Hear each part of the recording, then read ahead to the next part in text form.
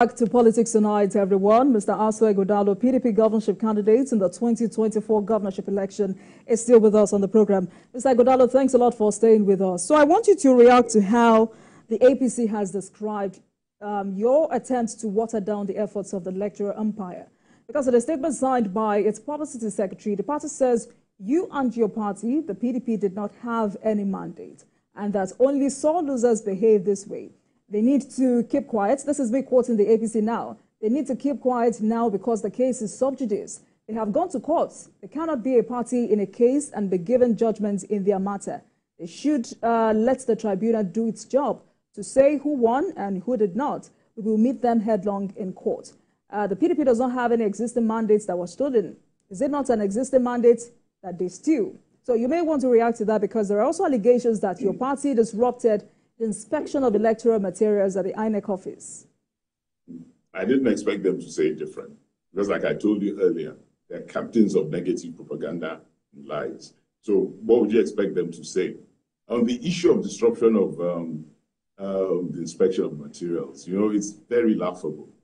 From the first day that we got the court order to inspect materials, some elements in INEC and the APC did everything humanly possible to subvert that process. They brought thugs to the INEC office. The INEC official did not contribute or did not participate or did not even encourage the process of reviewing the electoral materials that I wanted to review. Each day, there was an excuse by the APC. On one day, they said they had a petition. It's really laughable. There's an INEC lawyer there. A petition vis-a-vis a court order. On other days, they'll come and threaten our people, they stab our people, they manhandled our people, assaulted our guys, broke their telephones, did all manner of intimidating acts against our people. And then they turn around and they say, we were the intimidators. We're not the intimidators. We're the guys that had the order. We're the guys that went peacefully into the INEC office. We didn't come with thugs. We didn't come with anybody other than lawyers and those who are going to inspect the materials for the purposes of our petition.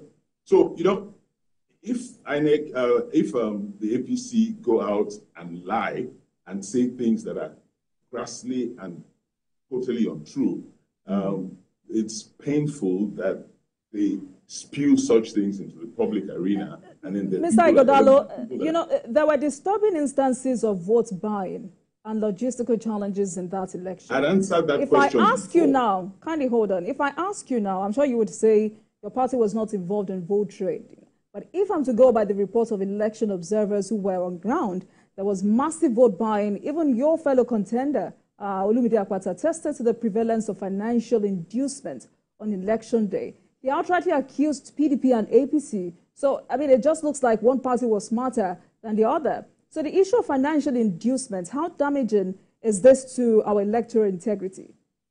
Olajumoke, I have said that before. I'm going to say it again.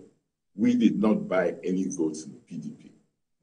I am not aware that we bought votes. I'm confident that we did not indulge. We didn't need to indulge.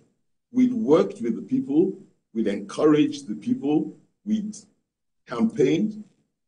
And we had the people on our side. Regardless the vote buying by the APC, regardless the amount of money they spent on the field on the day, we still won that election fair and square. Let me say one other thing.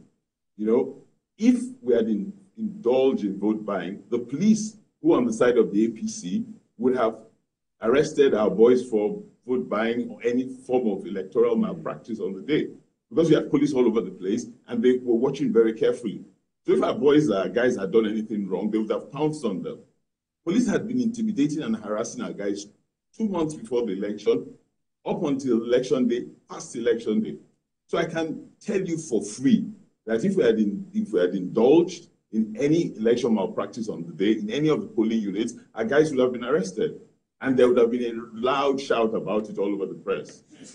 So I can tell you for free. Because you just mentioned the issue of police, one of the main issues concerning that election was security. There were apprehensions about violence on election day. So how much would you say this manifested on polling day? There were places where there was quite a lot of violence. Esako West, for instance. The police came in there with some thugs, and they shot at the people that were in the polling, that were in the collation center. And a number of other places in Akoko Edo, or Edo, there were different places, pockets of violence. But by and large, I think the violence wasn't as bad as we all thought it could have been. It could have been worse. The whole state was militarized anyway, so most people were very careful about what they did. But again, we were not pushing back violently. We didn't have the forces of violence with us, so we didn't push back. We weren't violent. We went about voting peacefully. We stayed with our votes. We followed our votes from polling unit to collation center until we got to the local government collation center, and then we were tear gassed. And we were then pushed away and driven away, and the collation was moved to the INEC office. Up until that point, things seemed to be going okay. So we had no reason to be violent, and we didn't have agents of violence on our side anyway. So how are we going to be violent? We didn't have the police. We didn't have ammunition. Our guys stayed true to the course of electioneering on the day. And that's why we feel so sad about what happened ultimately, and we feel so sad about the process.